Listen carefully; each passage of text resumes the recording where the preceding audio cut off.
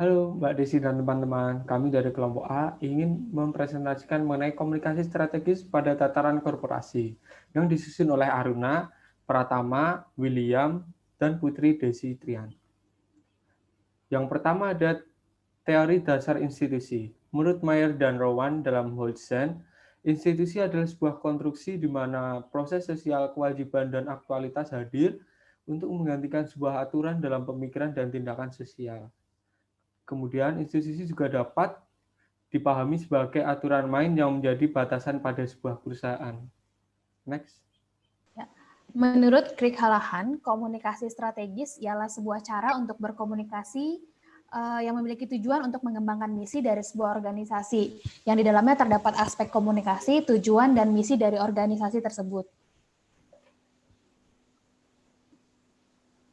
Kemudian, komunikasi korporasi ini memiliki pengertian, yaitu menurut Jackson dalam Harjana, komunikasi korporasi merupakan sebuah keseluruhan kegiatan komunikasi yang dilakukan sebuah perusahaan yang dilakukan agar tercapainya tujuan yang direncanakan.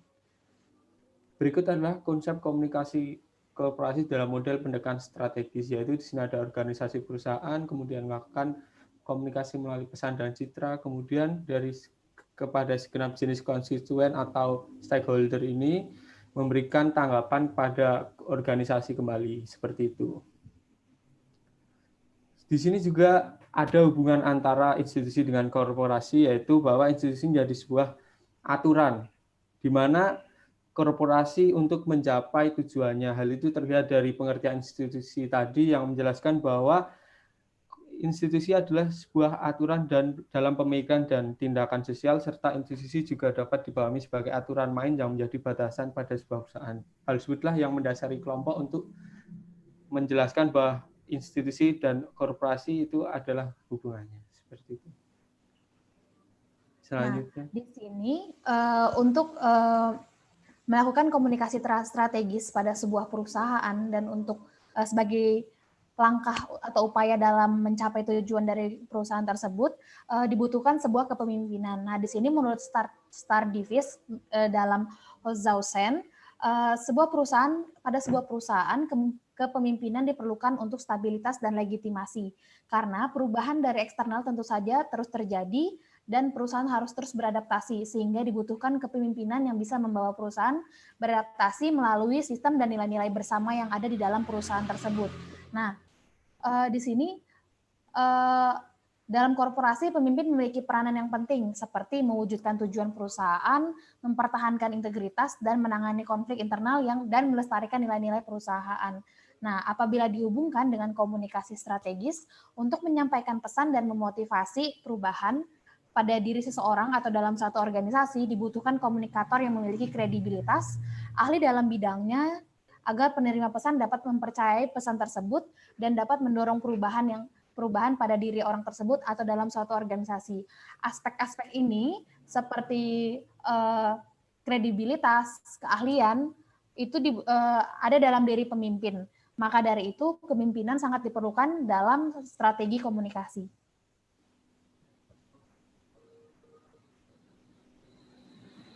Nah, sampai di public relation. Nah, seperti yang kita ketahui, PR atau public relation merupakan bagian penting suatu perusahaan yang menangani atau menjembatani komunikasi antara perusahaan dengan pihak eksternal, yang dalam hal ini adalah masyarakat dan konsumen. Melalui PR, perusahaan dapat memahami apa yang terjadi di lingkungan luar perusahaan, sehingga dengan mengetahui hal tersebut, perusahaan dapat merancang mengambil langkah strategis untuk menanganinya. Dalam komunikasi strategis, PR memegang peranan yang sangat penting karena PR adalah seseorang yang berkaitan langsung dengan masuk dan keluarnya informasi dan mengelola informasi-informasi tersebut. Tanpa mengelola informasi dengan tepat, perusahaan tentu saja berpotensi merancang strategis yang tidak tepat dan tidak sesuai dengan tujuan. Dalam perusahaan, pemimpin dan PR sama-sama memegang peranan yang penting dalam membawa perusahaan mencapai tujuan dalam pengelolaan informasi dan merancang strategi yang tepat. Pemimpin dan PR. Next. Kemudian kita masuk ke bagian studi kasus. Di sini kami mengambil studi kasus yaitu permasalahan pada PT Alpen Food Industry dengan produk berupa es krim yang dikenal sebagai atau dengan nama Aice. Beberapa waktu yang lalu perusahaan tersebut diberitakan didemo oleh ratusan buruh atau karyawannya. Banyak faktor yang mengakibatkan terjadinya demonstrasi yang dilakukan oleh karyawan Aice. Para buruh menuntut untuk mendapatkan hak mereka seperti cuti hamil, tunjangan, dan fasilitas kesehatan, serta upah yang layak. Diberitakan melalui tirto.id dengan headline kondisi kerja buruh Aice tak semanis iklan Have an Aice Day. Permasalahan juga terjadi akibat dari abainya perusahaan terhadap kesehatan karyawan. Disebutkan bahwa mereka sebagian besar terpapar gas amonia yang berasal dari pipa yang bocor, dan juga gas tersebut mengakibatkan iritasi bahkan penyakit paru-paru. Selain itu, buruh mengklaim bahwa perusahaan tidak menerapkan dan menjelaskan SOP kepada mereka. Perusahaan juga abai terhadap kondisi lingkungan kerja buruh dan tidak mempedulikan kecelakaan kerja yang terjadi. Dalam keperluan izin karena sakit atau hamil, perusahaan menerapkan potong upah kerja. Menurut Humas Aice Group Holding, yang juga merupakan anak dari perusahaan PT AVI, yaitu Silvana, membantah adanya kelalaian perusahaan. Dirinya juga mengatakan bahwa PT AVI selalu mengutamakan standar keselamatan kerja. Karyawan juga diberikan perlengkapan perlindungan dengan masker, pakaian pelindung kimia, dan sepatu bot. Silvana menambahkan bahwa perusahaan selalu mengevaluasi setiap kejadian agar tidak terulang dan meminimalisir kecelakaan kerja. Kasus tersebut terjadi bahkan sampai dengan tahun ini, tahun 2020. Belum terselesaikan oleh perusahaan PT AVI, berulang kali memberikan statement bahwa mereka menyangkal adanya berbagai tuduhan yang disuarakan oleh buruh. Bahkan pada Maret 2020 lalu, saat perusahaan melakukan press conference, buruh mendatangi dan menjelaskan bagaimana mereka dipekerjakan secara tidak layak. Alhasil, pihak Aice segera menutup acara tersebut dengan alasan rapat mendadak.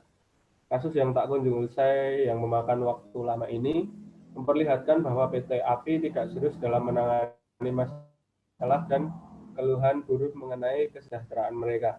Pihak perusahaan kerap kali membantah tuduhan-tuduhan yang menyerang perusahaan. Selain klarifikasi melalui press conference, Head of Human Resource Aice Group Antonius Hermawan juga memberikan statement mengenai kelayakan upah pekerja. Menurutnya, upah pekerja sudah sangat layak dengan menaikkan sebesar 11%, didukung dengan tunjangan lain yang didapatkan.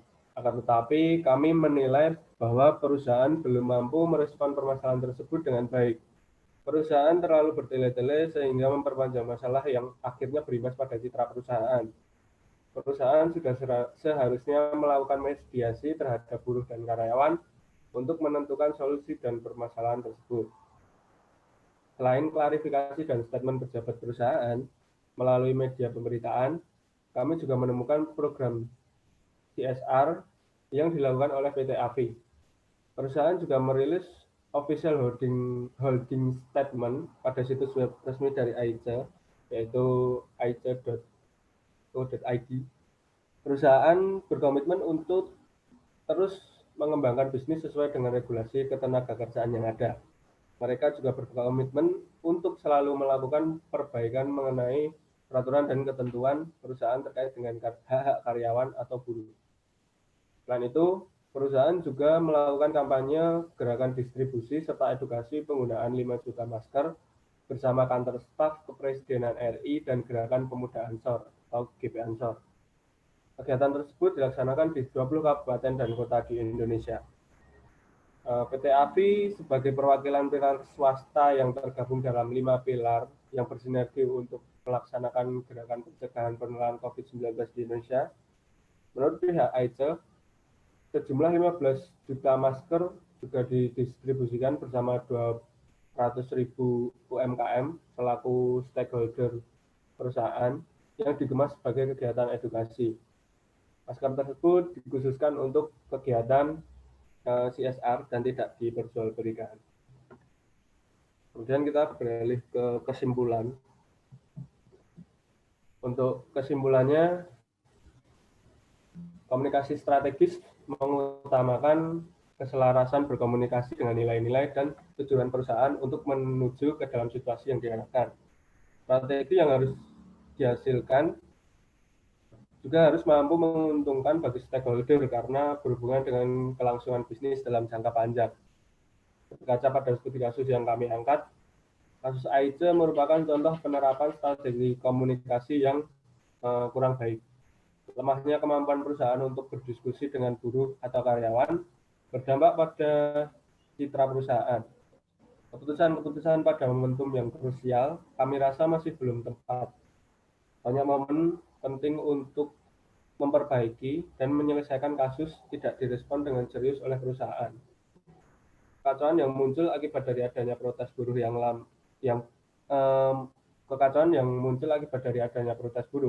lambat laun akan mempengaruhi citra perusahaan di mata publik dan tentu saja mengganggu berjalannya bisnis perusahaan. Sekian dari kami. Terima kasih. Terima Terima kasih. kasih.